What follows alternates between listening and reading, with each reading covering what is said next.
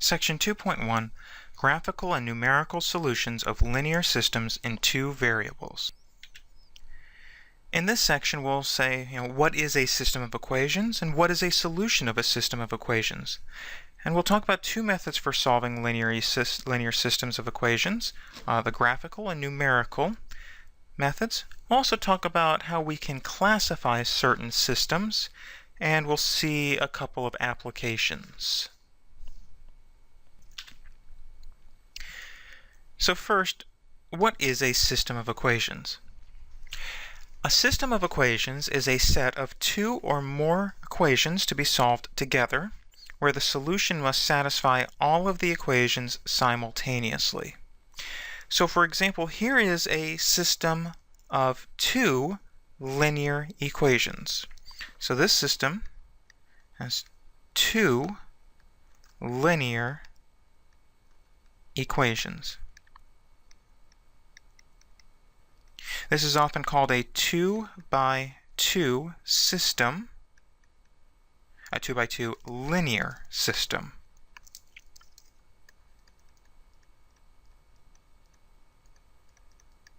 Because there are two equations with two unknowns. Alright, so a solution must satisfy all of the equations simultaneously. So for example, is 5, 3 a solution? So for it to be a solution, it must satisfy both equations. Well, let's check the first equation. 5 subtract 3 equals 2. That works. 5 plus 3 times 3, is that equal to 6? That's 14. 14 is not equal to 6. That does not work. So is 5, 3 a solution? No. Now, we don't want to just kind of go and check a whole bunch of ordered pairs to see if it is a solution. We can, but it gets very tedious, and it might take you a long time to find the exact ordered pair. So we have a few different methods. The first method that we'll discuss in this course is a graphical method, and we'll start with graphing by hand. So to solve a linear system graphically, we graph both equations,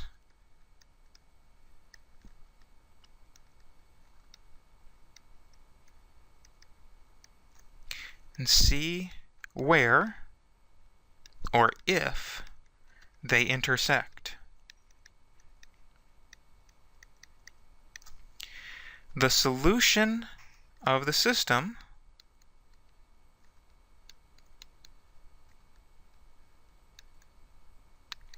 is any point of intersection.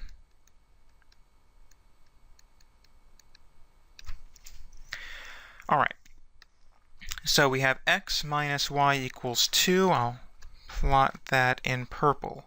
If we have x minus y equals 2, I'm going to use the intercept method we discussed way back in, I think, section 1.1. The x-intercept is 2, 0, and the y-intercept is 0, negative 2.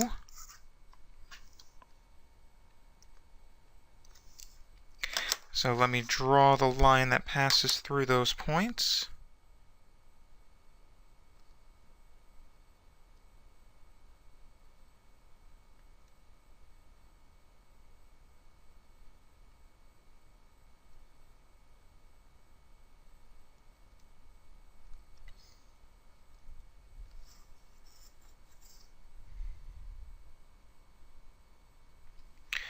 Alright, and I'll plot in orange. We have x plus 3y is 6. So let's see, the x-intercept would be 6, 0, and the y-intercept would be 0, 2.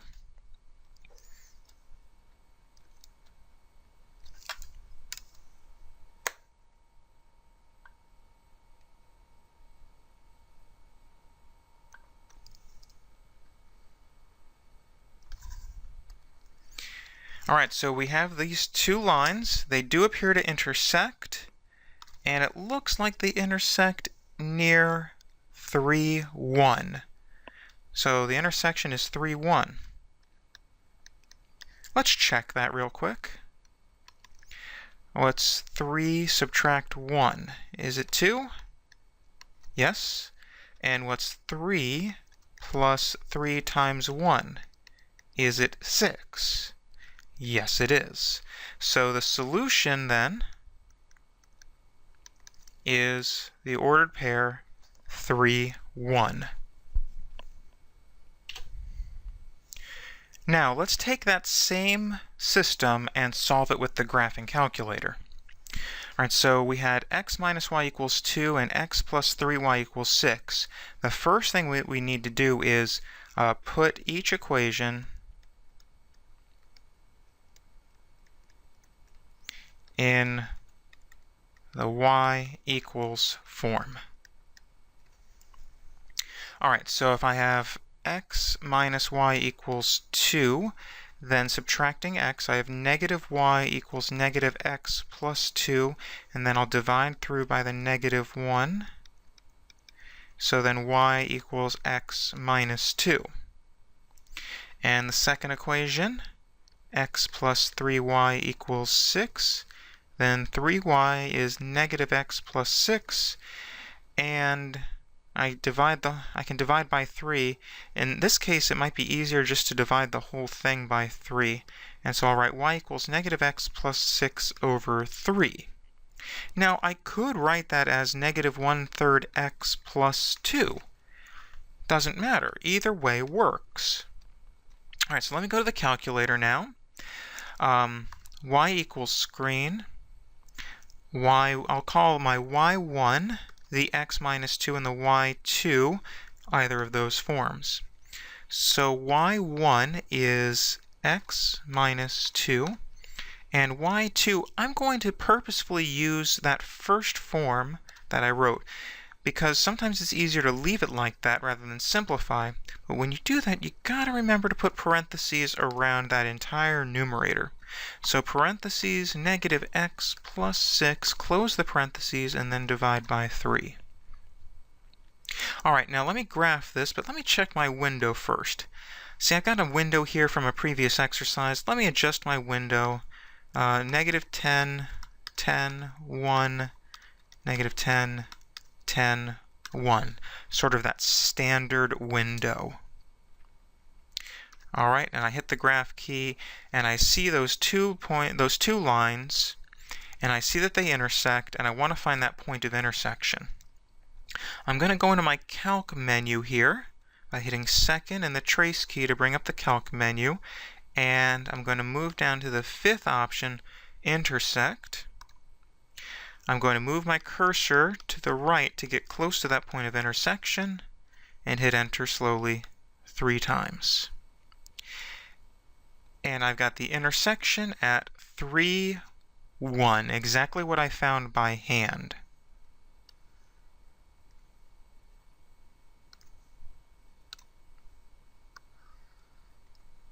So the intersection is at 3, 1, and again the solution is the ordered pair 3, 1. So the graph is not the solution. The point of intersection, that ordered pair, is the solution of the system. All right, so now we're going to look at a few more examples. All right, so negative x plus y equals negative 1, and 4x minus 2y equals 8, and we're asked to solve this graphically by hand. All right, so my first equation, negative x plus y equals negative 1, has an x-intercept of 1, 0, and a y-intercept of 0, negative 1.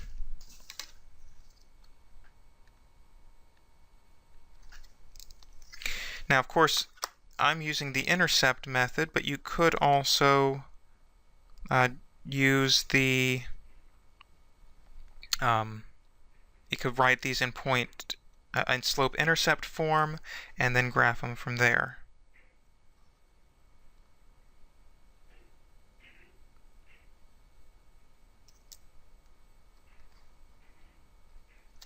All right, so there's my first line.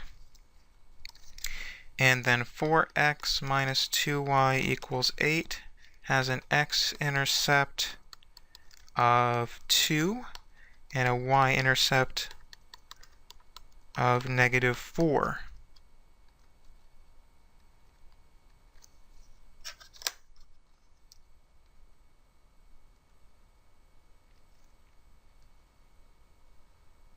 That line didn't look very good. Let's try again. It's better. Alright, so it looks like the point of intersection is pretty close to 3, 2. Again, if you're doing this by hand, it can be off a little bit, but I'm going to guess that the solution is 3, 2. And again, if you're working by hand, it doesn't hurt to run a quick check. Is negative 3 plus 2 equal to negative 1? Yes. Is 4 times 3 minus 2 times 2 equal to 8? 12 minus 4 equals 8. That checks out as well, and I'm comfortable with that solution. Let's look at another example. Y equals 3 halves x minus 2, and 3x minus 2y equals 0. My first line is in slope-intercept form, so let's use that.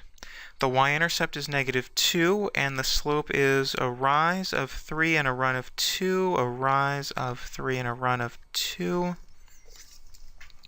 right, so let me draw that.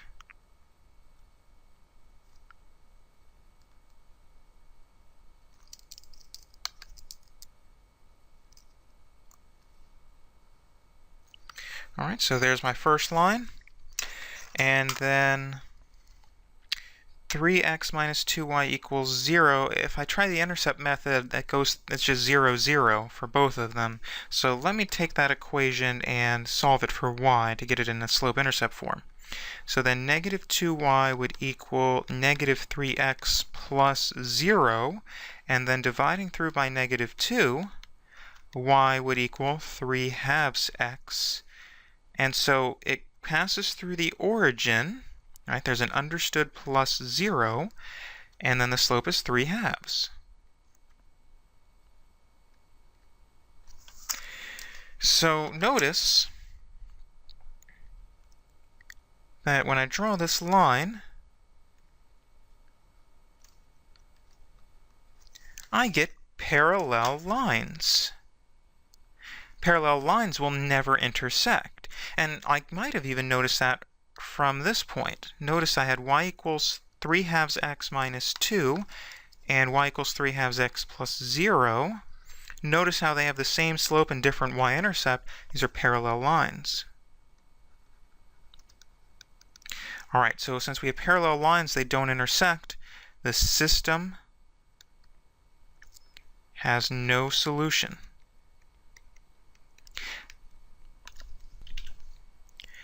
When we have a system that does this, we have a special classification for this. This system is called an inconsistent and independent system.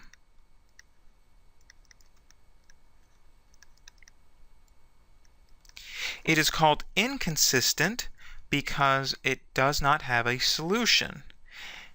The independent refers to these two equations. We say one equation is dependent on another if I can multiply one equation by a number and get the second equation. And that can't happen here. Now if we go back to the previous example where we had a unique solution, this is considered a consistent and independent system. It is consistent because it has a solution, and it is also independent. I could not take one of the equations and multiply it by a constant and get to the other equation. All right, let's look at one more example here. And we have, for the first line, we have y equals negative 2/5 x plus 1/3. Okay, well, I'll graph that by hand. It's not pretty because we've got a fractional y-intercept, but that's okay. So we have 1/3, and then from there we need to go down 2 and right 5. So that would bring me to about here. And so I've got those 2 points. And drawing the line through those 2 points, it's something like this.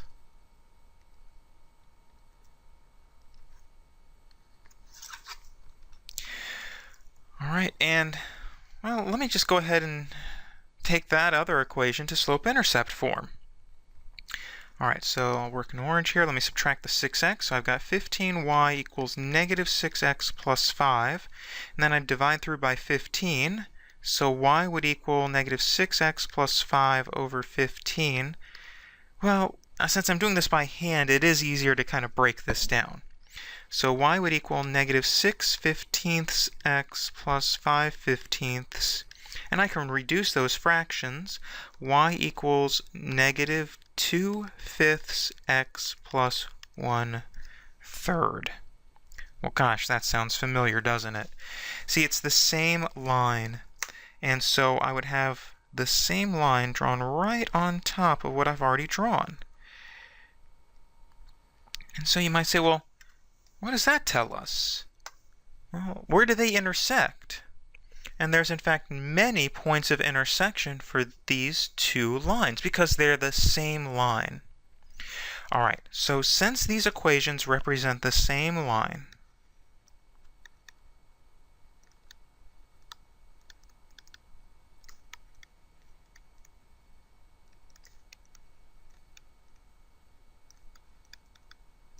all right, so what that tells me is the system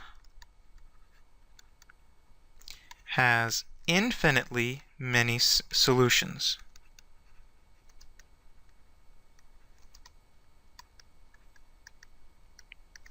And this is called a consistent because there is at least a solution, so it is consistent, and dependent system. Basically, I can take that first equation and rearrange it a little bit and multiply it by a certain number and get the second equation. So it is a dependent system.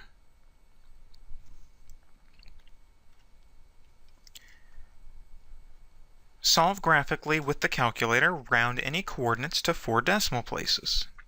All right, so let's do as it suggests, and let me take the first equation, and I'll write 0.5y is equal to 0.34x minus 1.05, and then dividing through by the 0.5, y equals 0.34x minus 1.05 over 0.5. And I'll call that my y1. And just remember, I'm going to need to throw parentheses around that numerator. y2, I'd have 0.20y is equal to negative 0.846x plus 0.996. So then y2 will equal negative 0.846x plus 0.996 over 0.2. All right, now let's bring up the calculator. Go back to my y equals screen, clear out the old equations, punch in the new equations. y1 parentheses 0.34x minus 1.05. Divide that by 0.5. There's my y1.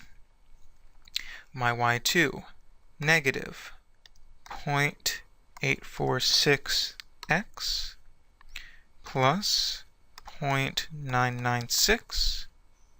Close it off, divide by 0.2. I'm just going to start in the standard window, negative 10 to 10 on each axis, and see what happens. So I'll hit the graph key, and I do see the point of intersection in the fourth quadrant. Let me calculate the intersection and scroll near the point of intersection.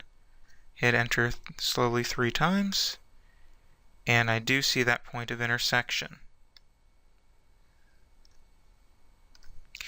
Alright, so I have the intersection at 1.44.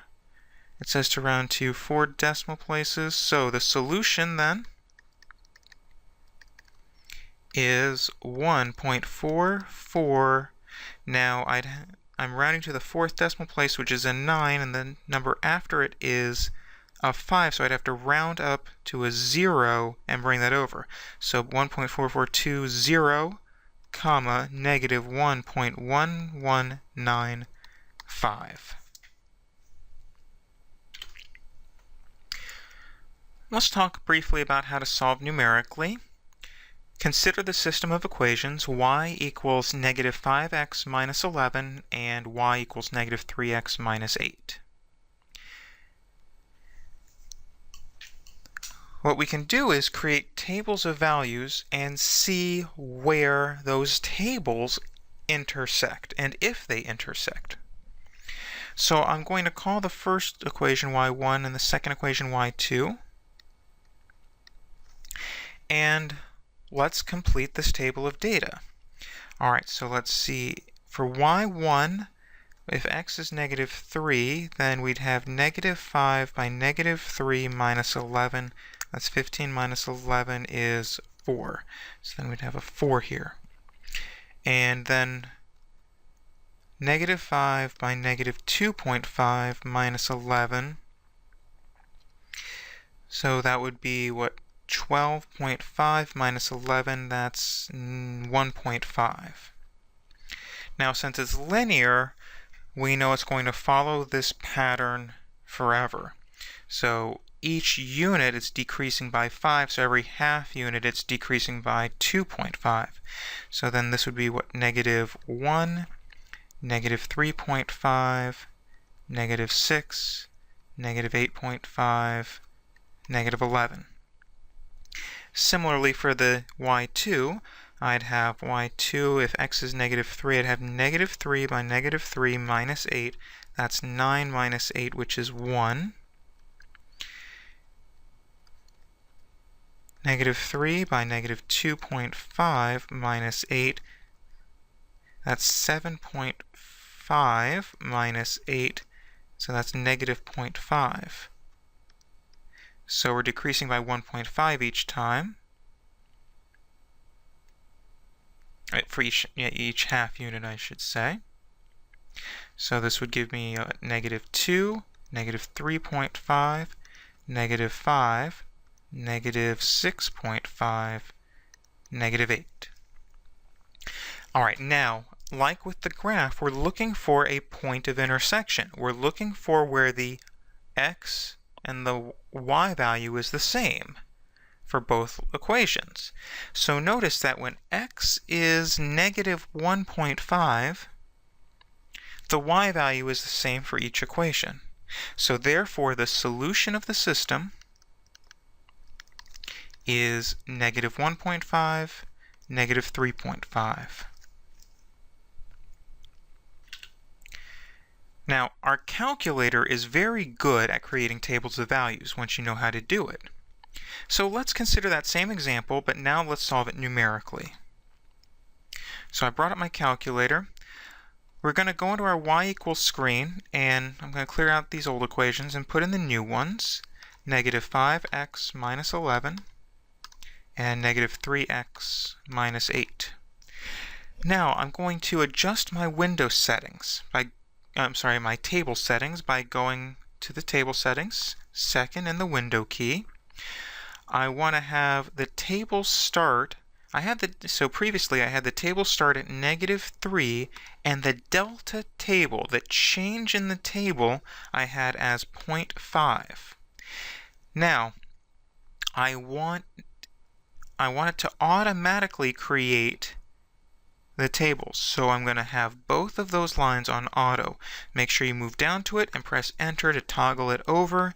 And now I'm going to go to the table, and there it is. All right, so let me move this on screen. And notice I get that same information. It's just in a slightly different orientation, but notice I see that same information, and again the solution is negative 1.5, negative 3.5. So here's another example, and now it might be a good time to pause and try this one on your own. All right, so I'm going to go to my y equals screen, and I'm going to clear out the old equations. New equation, 2x minus 2 for my y1, and negative x plus 1/4 for my y2. And we are suggesting a table start of negative 0.25 and a delta table of 0.25. I'm going to leave the independent and dependent lines alone and go to the table. And I see a point of intersection. I see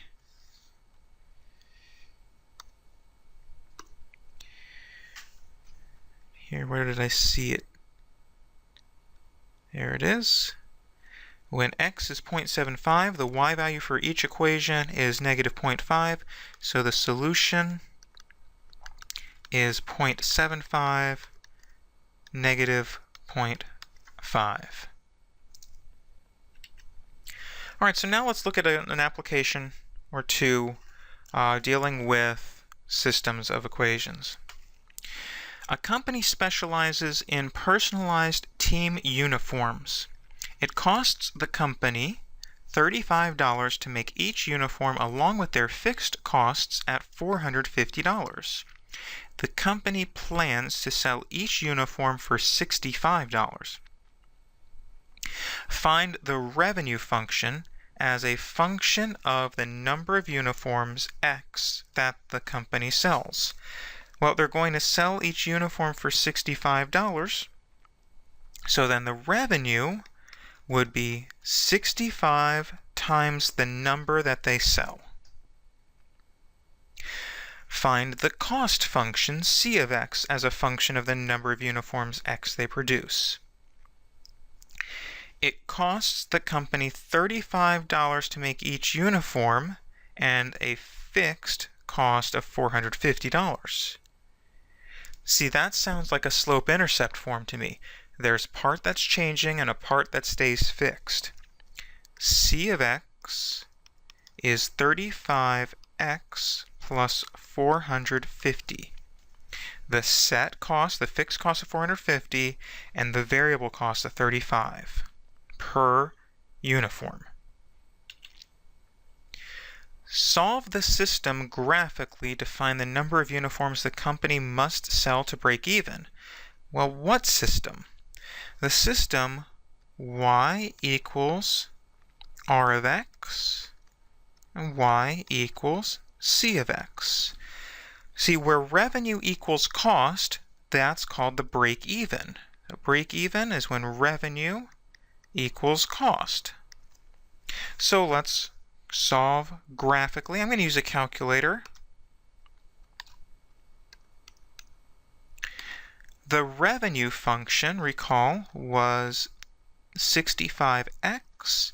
The cost function was 35x plus 450.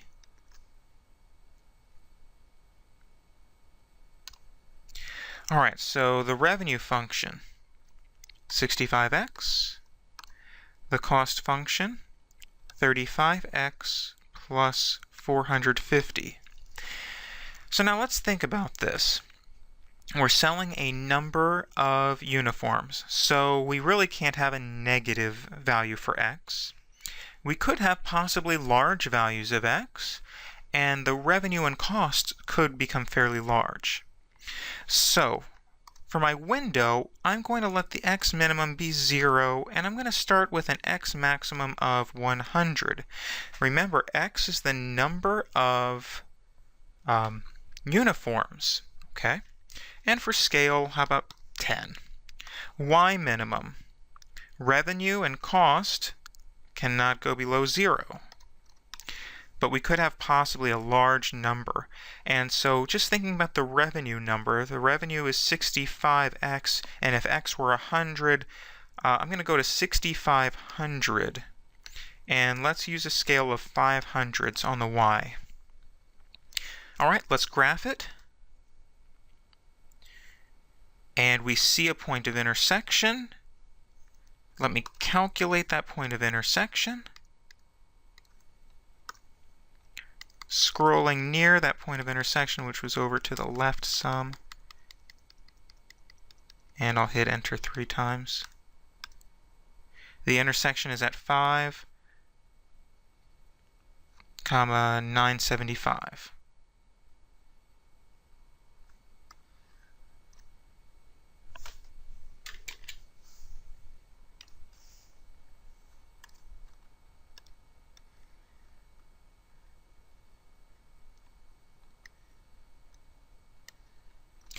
All right, so the intersection was at 5, 975. So, conclusion. The company must sell 15 uniforms to break even.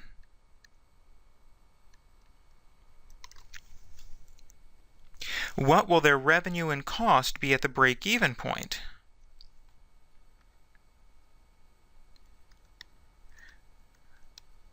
The revenue and cost will both be $975 at the break-even point.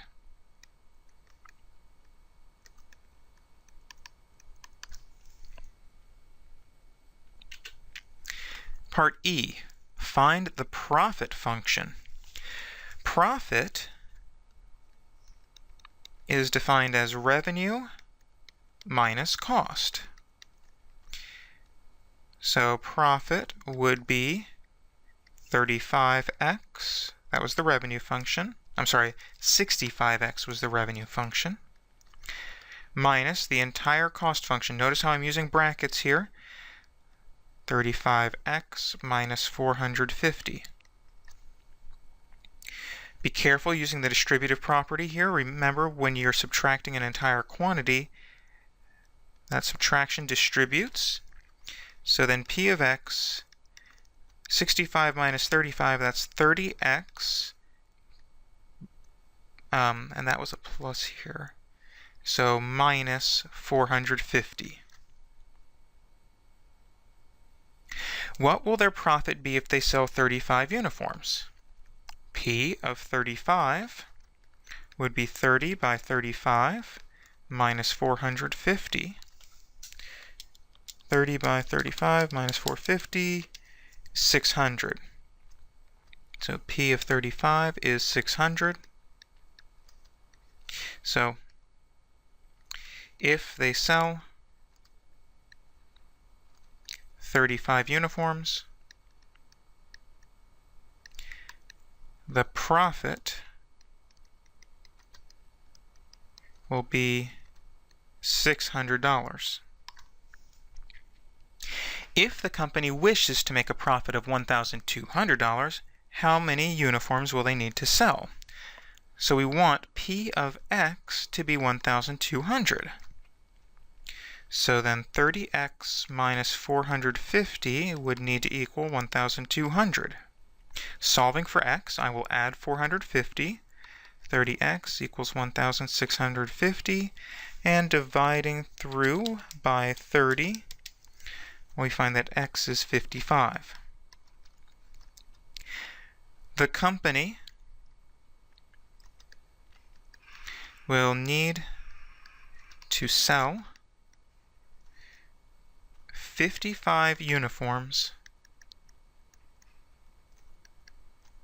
to make a profit of $1,200.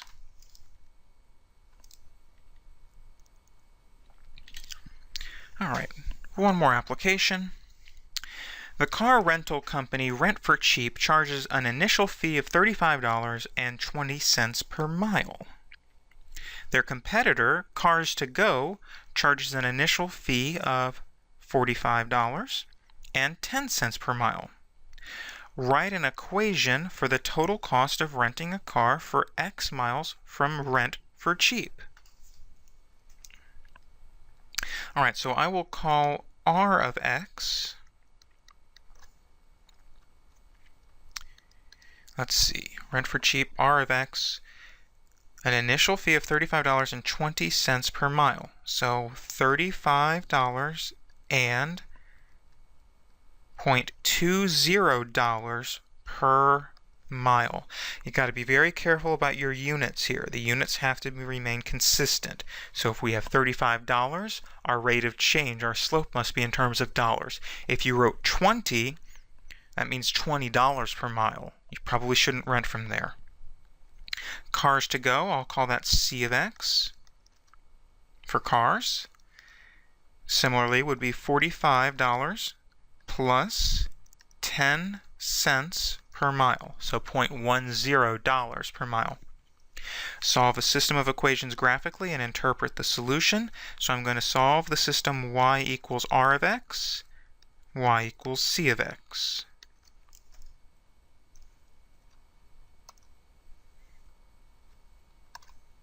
Clear out the old stuff. All right, so I had 35 plus 0.20x, 45 plus 0.10x. All right, so we could have any number of miles. Let's go up to maybe 200 miles. And again, I'll use a scale of tens there. For the costs, well, the minimum costs are what, $35 and $45, and are going to increase from there. So how about we go from $0 up to, how about $100? And I'll use a scale of 10. Let's see what happens here. Graph it.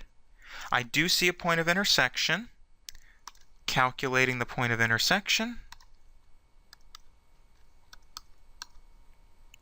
The intersection occurs at 100, 55.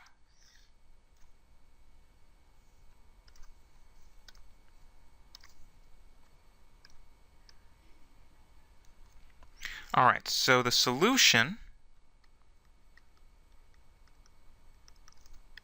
is 100, 55. What does that mean? Either company will charge $55 for using the vehicle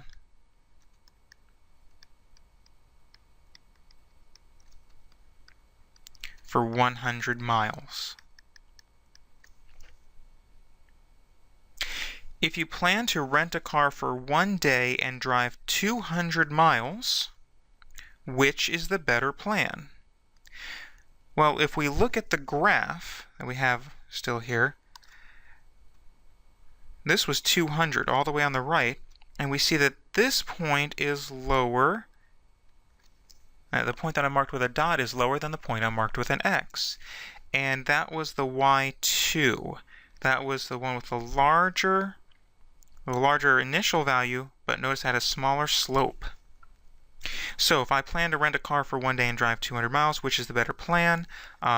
Cars to Go is the better plan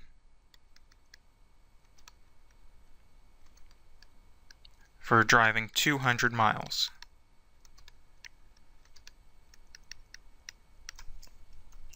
All right, that concludes the presentation for section 2.1.